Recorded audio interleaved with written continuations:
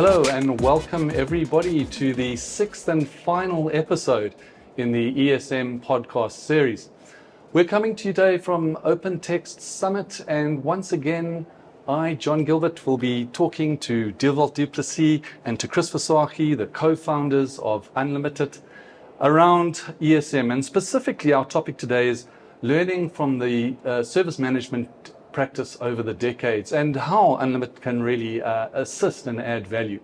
But I think to set the tone for the day, and this being the sixth and final episode in the series, maybe I can put it to you to kind of convey to the audience today, what is it that you'd really like to get across as a message, provide to them as a value add, and what are some of what you really think they can get out of our session today? John, thank you very much for the opportunity to talk to you and our followers. First of all, thank you very much for Open Text for putting up this wonderful summit. This type of level of commitment from the OEMs on brilliant technology and just giving back to the industry, ensuring that the technology kind of deliver on all its promises and capabilities. Other than that, we're coming to the end of our series, and we'd like to just kind of put everything together in a nice high-level perspective on where the value is in enterprise service management. Fantastic. I think it's been quite a long and, as many journeys are, sometimes a tumultuous journey with highs and lows over the decades of the process of ESM. And what have you seen as some of the key milestones along that journey that you can share with the audience today? Yeah, John. So if you look back over the years, so not a lot of people know that digital service management was the first version of digital service management was back in the 80s. And back in the 80s, when it started off as an idea and as a concept, it was really basically known as a ticketing system or a registration of calls or managing something in a bit formalized fashion. This also creates a problem for us today, because enterprise service management and even ITSM has evolved so much. It is not only a ticketing system. But in that time, in the early 2000s, it was very focused on IT and driven on IT processes and understanding IT. Systems and platforms and OEMs evolved during the years from the early 2000s, and it became a bit more formalized, a bit more workflow driven. And that created a unique environment for business to start making use of these workflows and processes and bringing some structure into the environment. The problem at that point in time, it became very code heavy. A lot of organizations, to develop something specifically for business and even for IT to bring that alignment together was very development heavy, and created a scenario where organizations got stale investments, stale platforms they couldn't upgrade. Upgrades became heavy and expensive. And then again, service management got a bit of a bad name. And as we evolved, organizations and OEMs and software vendors and people such as ourselves saw that this problem exists, and we tried all sorts of mechanisms how to bypass this. Come the day of codeless environments, a lot of the current leading OEMs are supporting no-code, and this has created a unique opportunity for organizations to invest in service management as well as to ensure that their investment stays resilient and has got a roadmap going forward. This brought back the notion of enterprise service management, because the maintenance or the technical debt of those platforms aren't that expensive anymore as it was in the past. We can ensure that the systems remain vital, resilient, and has a roadmap. Which brings us into the day and age where we currently is, where we talk about automation, AI being a big player, and the potential impact of AI, as we have gone through our previous podcast. How do we personalize things to a specific environment? And this notion of low code, the notion of artificial intelligence coming into the environment, all of these are enablers of driving that personalization, making integrations easier, because integrations gives us context of that data. And the result of that is to support the digital business, right? Making the business more relevant, enabling the business to make those decisions on what they are seeing happening in their operational environment, which, as Dewald always says, can have an effect on the bottom line. Dewald, do you want to add something? I think, Chris, I think you kind of nailed it there. Nothing really to add. I think there's a fair amount still to get through. Yeah. So, yeah, I think the rest will come out in the wash. Sure. Yeah, it's certainly, it does sound like it's been a long journey from an IT perspective, certainly from a long time. And you've seen a lot of changes over those decades and over the years. And I think, as is often the case, particularly when you're pioneering something and embarking on a new journey, there are inevitable pitfalls. So there are going to be mistakes that are made along the way. And what are some of those learnings that you think that organizations that might be early on in their journey and or looking just to enhance their current environment can take from other organizations that you've seen embarking on this, who've walked the road before? And how can we assist them so that they don't fall into those same pitfalls, make the same mistakes, or how they can, enhance their process and maybe get results a little bit faster? Yeah, I think if one can maybe something which Chris kind of mentioned when stuff became more formal in the 90s, let's use ITIL as a point of departure. Let's talk about people, process, and technology. So from Chris touched a little bit on it. We're working with people. So make systems. Makes enterprise service management relevant to people. Make it easy for them to consume and have applications that is intuitive. Right. So include people in the process. It's imperative. They're supporting your environment. If they're not going to use the technology, that would be kind of the first thing to watch out for. Process, by far the biggest killer for this type of environment is over complex processes. Processes which is misaligned with your maturity of your organization. And one needs to understand where you want to get to in this journey. It is a journey. And then from a technology perspective, automation is great. But when you get automation wrong, it can really bite and hurt yourself. Something additional on the technology side, and we've seen a fair amount of this, and we've personally with some customers been on journeys, made some of these mistakes. Having your segregated environments during your development life cycles. I think most organizations will immediately tell you that, listen, we've got our test dev and ops environment. Sure. But when it comes to the nitty-gritty integration side of it, it's very difficult to always have all those levels of integration, test dev and then prod. A best way of doing it is to kind of follow a route of typically it's called service virtualization to ensure that you actually don't connect to potentially wrong environments. Okay. It leads me to think about disruptive and emerging technologies. This is such a hot topic at the moment, and I think, it's developing at such a rapid rate and almost becoming already prolific in so many aspects of our private lives as well as obviously in the business environment. What are some of the core trends that you're seeing around emerging technologies from an ESM and ITSM perspective that you think are worth noting? So the problem is, it would almost be problematic if you ignore the potential of AI. The potential of AI coupled with machine learning. I mean, we are here today to speak about generative AI and the potential impact of that. Inherently, potentials that we are seeing, from a user experience, from a user adoption, as well as from having a better view into data, better view into processes. AI could potentially be that game changer for organizations, showing them where data inefficiencies lie, highlighting where process inefficiencies lie. And just from a practical point of view, right? So having the ability to communicate in a system with your home language, right? And does not matter what anyone else down the value chain talks, what the language they speak, having the ability to automatically see that. Having the ability for AI to assist you in driving, doing problem analysis or maybe doing risk assessment, having a better understanding on that. I mean, we are talking about a mass amount of volumes of data that typically a human being cannot read.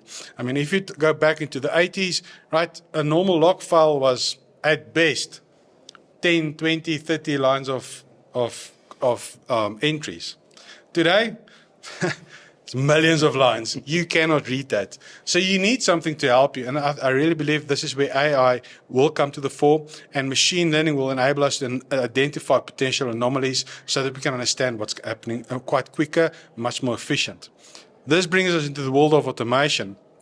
If we look at digital business and where organizations are going, coupled with AI and machine learning, businesses that continue in a partnership or create partnerships, we're talking about APIs, it becomes difficult understanding all of the different APIs, all the different syntaxes and all these things.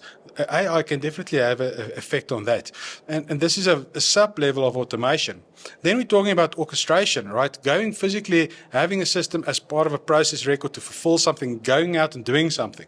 There are mass amounts of value hidden there and efficiencies. I mean, later on today, we're going to speak about a customer that just by automating emails, the ingestion of emails, saves 500 minutes a day in the production environment. Now, if you calculate that over a year on salaries and time wasted, it becomes very large numbers, what Dewald likes to call the compounded effect. Dewald? Yeah, thank you, Chris. I would like to talk about three specific topics. I'm going to kind of, because they're a bit intertwined, one typically being SaaS. I want to talk about this code, low code, no code type of environments. And then, this big drive in the industry that we've got around citizen development. So getting back to SaaS, I think it's a nice way for organizations to actually get back to why they started their organizations. Focus on your core business, especially as it starts to adopting AI and machine learning and automation. The infrastructure requirements for this type of stuff and scalability becomes an immediate potential stumbling block as soon as you start to expand. Running it in SaaS, and so most of these AI type of environments and larger platforms require a vast amount of different type of operating systems. We're talking about Kubernetes. It becomes really, really complex. And if you kind of let your SaaS partner take care of that for you, you kind of have got more focus on actually your core business. Then just to follow on low code or no code type environments, these platforms it is truly something where you can pull your employees and the business closer to focusing on getting the true value out of these type platforms, enabling them to create workflow, creating business rules, because inherently they understand the business best. So this low code, no code type of environments, really a big game changer. And then, and this obviously then supports the whole citizen development type of drive currently in the industry. Yeah, so Chris, maybe you want to talk about some of the platform views that which I think is a big value in, and we can maybe talk about some additional insights. Thanks, Dewald. Yes. So if you look at, as Dewald has said, the codeless environment, the citizen development environment, a lot of these software vendors, you can see this in the trends, as well as from a customer community perspective, they are asking for something more simple. And they are asking for a holistic view. Something that has been in the market for a long time, the term single pane of glass, it's still there. And you can see it from a software OEM point of view. A lot of the software vendors are currently looking at how do we collapse into a single platform and give that single capability to our customer base, but in a easy to consume, cost-effective way.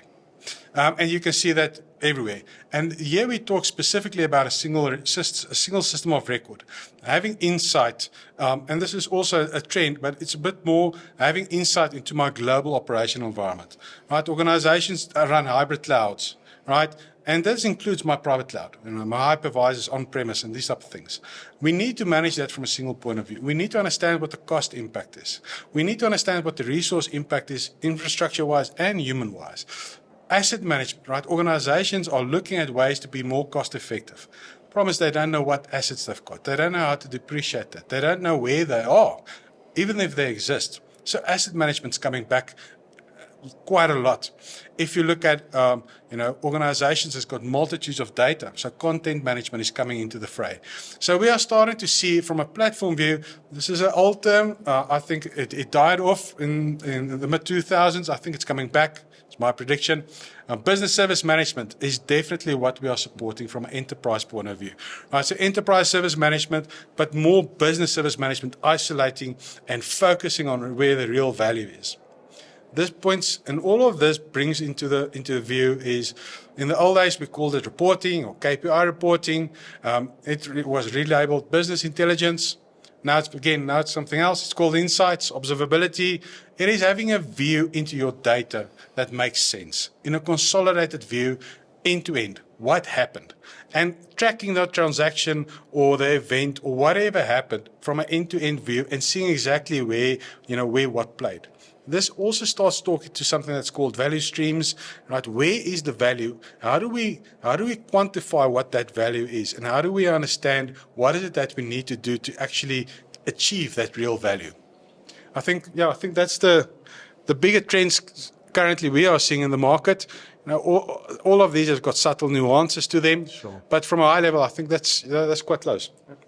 So just to kind of elaborate on that a little bit, do you really feel that actionable, meaningful insights available at the right time is a reality, something that can be achieved and is a definitive possibility? It's not a push too far, and it's not something that one has to, overinvest and is hugely capital intensive. So I'll start, and then I'm going to throw Dewald under the bus. Right, so I definitely do believe it, right? So if you look at, most of these systems still running on some sort of database, right? And from a traditional point of view, we can still access that database.